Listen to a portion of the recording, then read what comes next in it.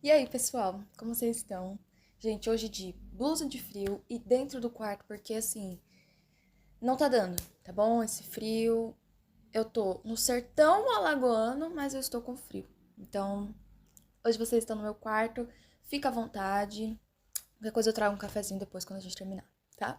Mas vamos lá. Hoje a gente vai falar sobre adoração. Eu nem quero enrolar muito, porque a gente vai falar um pouco não, bastante, sobre alguns aspectos da adoração que às vezes a gente não pensa, não presta atenção. Para começar, eu queria muito trazer uma definição, né? O que é adoração, para a gente poder se guiar. Mas adoração é um termo muito difícil de definir assim, cravado, sabe? E eu não tenho a expectativa de conseguir trazer aqui uma explicação que realmente abranja tudo que adoração significa, sabe? Mas eu trouxe uma definição bem simples para a gente ter um entendimento, pelo menos se guiar. Antes de entrar de fato no assunto, quero avisar que eu não vou ler os textos de referência para não ficar um vídeo muito longo, mas eu vou deixar as referências aqui em algum lugar. E aí seria muito legal se você fosse conferindo, porque é o que eu digo sempre: leia a Bíblia em nome de Jesus, porque senão você vai cair em ladainha. Então, eu posso botar aqui um texto que nem existe. Se você não conferir, você não vai saber. Então, confere e leia depois. Mentira, gente, eu nunca colocaria um texto que não existe. Talvez. Mas vamos lá. De referência, eu tô olhando aqui porque, gente, é uma colinha, tá? É muita coisa pra falar, eu esqueço. Mas vamos lá. Apocalipse, capítulo 4, do 8 ao 11. Você pode conferir aí depois.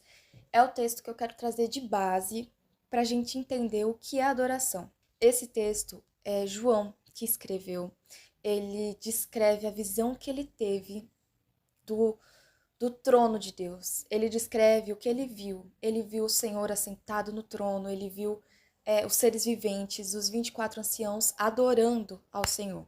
E a adoração que esses seres entregam a Deus e que os anciãos entregam a Deus é uma adoração que a gente precisa ter como referência, sabe? Porque é como o Senhor é adorado no céu. Os anciãos, eles rendem e eles entregam as suas coroas em adoração a Deus.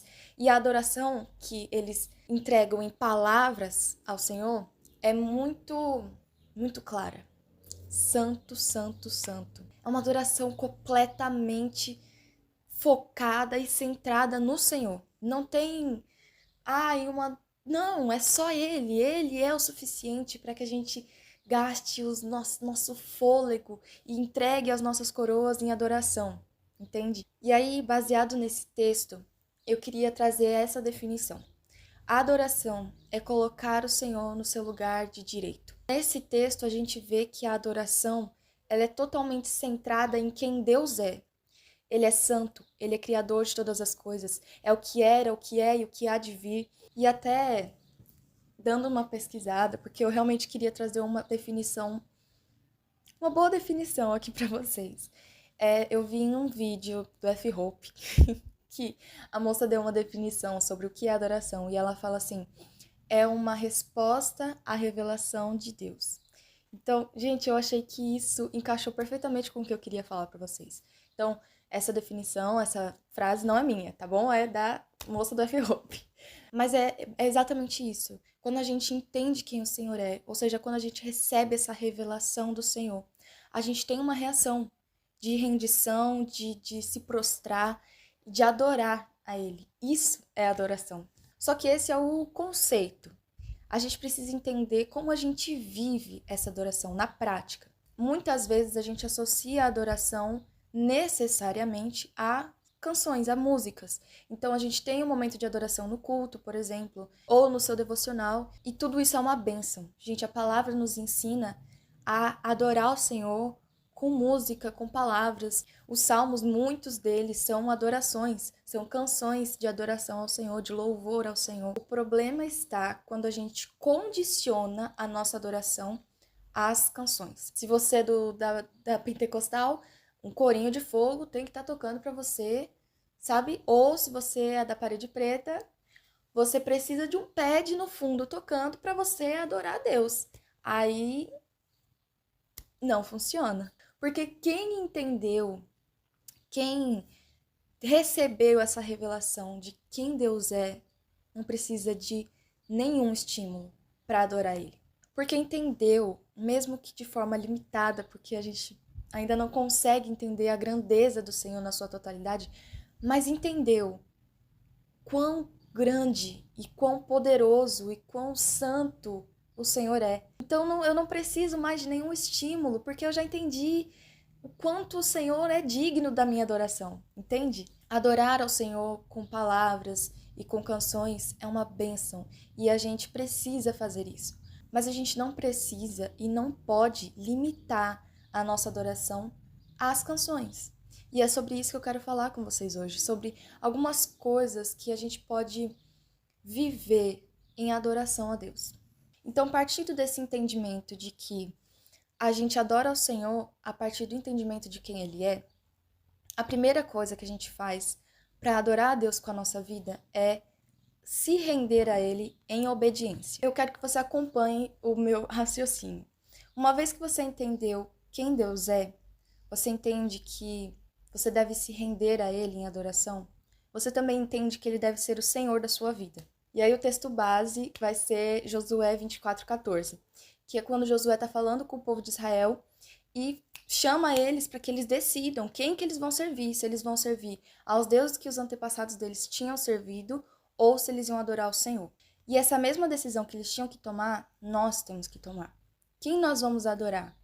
Quem é digno da nossa vida? Quem é digno da sua obediência e da sua entrega? Quando a gente decide servir ao Senhor, a gente coloca a nossa vida debaixo do comando dele. Então ele é literalmente Senhor, ele é literalmente dono da minha vida. Então se ele diz que algo é pecado, eu vou me abster disso. Se ele diz que eu devo fazer algo, eu preciso fazer esse algo, eu preciso cumprir esse mandamento, porque a minha vida é dele. Eu entendi quem o Senhor é. E em adoração a ele, eu rendo a minha vida, eu rendo as minhas atitudes, as minhas decisões, tudo a ele. E não mais a minha própria consciência, não mais ao que eu acho que é certo ou errado, não aos meus gostos ou os meus desejos, mas ao Senhor, porque Ele é digno da minha obediência, Ele é digno da minha vida por completo. E assim a gente coloca o Senhor no lugar que é devido na nossa vida, o lugar de dono, o lugar de Senhor, o lugar de Deus e o lugar de Pai. Além disso, a segunda coisa que a gente pode pensar em adorar o Senhor é consagrando tudo que nós fazemos a Ele. Você pode ler lá em Colossenses 3:23. Aquele contexto está falando sobre trabalho, mas a gente pode colocar para tudo na nossa vida. Aquele texto fala para a gente fazer as coisas não como que para os homens, mas para Deus.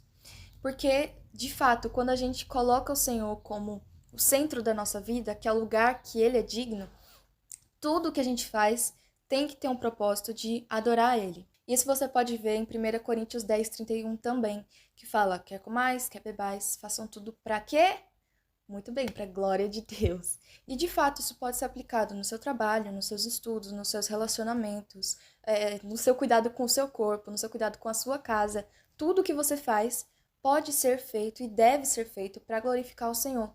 Então será feito da melhor forma, será feito com intenção, será feito com amor, com dedicação. Porque às vezes a gente acha que as coisas que a gente pode fazer para Deus são limitadas. Limitadas ao tempo do culto, limitadas ao que você faz na igreja, ou limitadas àquilo que com a palavra você está direcionando a Deus. Só que isso não é uma verdade. Tudo que a gente faz pode e deve glorificar o Senhor. A gente aprendeu isso em 1 Coríntios. E essa é uma forma de adorar o Senhor com intenção e com dedicação.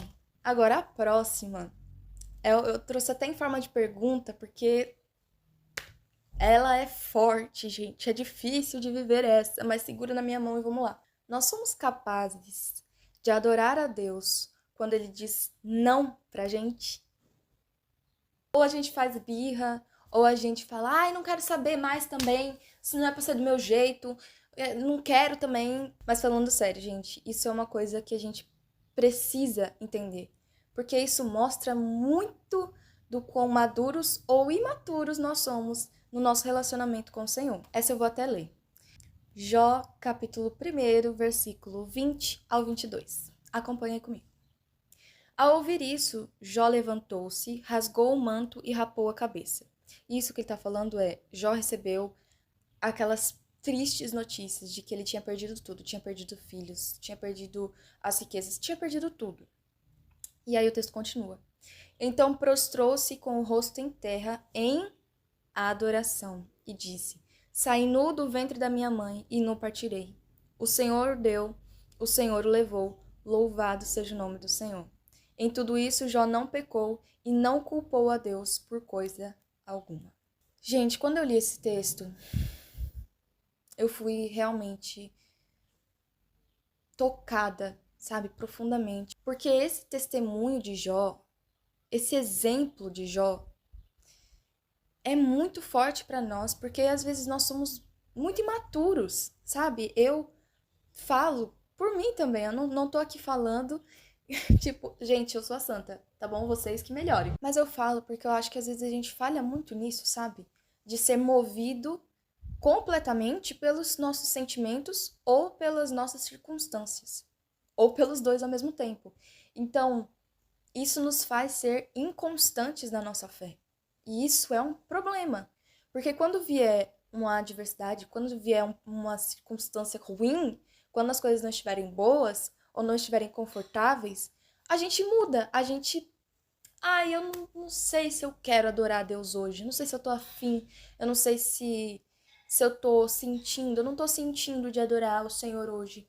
Você só não tá sentindo de adorar o Senhor porque Ele não fez aquilo que você esperava, porque você recebeu um não, ou porque Deus permitiu que alguma situação acontecesse com você. Esse testemunho de Jó nos traz esse exemplo. Nós precisamos adorar o Senhor independente das nossas circunstâncias ou dos nossos sentimentos e entender que circunstâncias e nosso coração é inconstante. Uma hora tá de um jeito, outra hora tá de outro, mas o Senhor não é inconstante. Quando tudo estava bem na sua vida, Deus era Deus. E enquanto agora tudo tá difícil, Deus continua sendo Deus.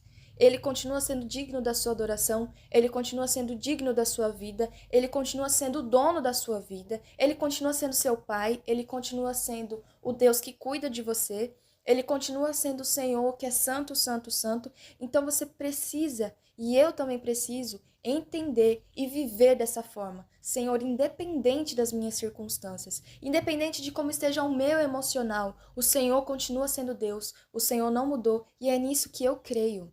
Porque a minha fé não vai ser pautada em coisas que o vento passa e muda, e que, como as ondas, que são inconstantes. Não.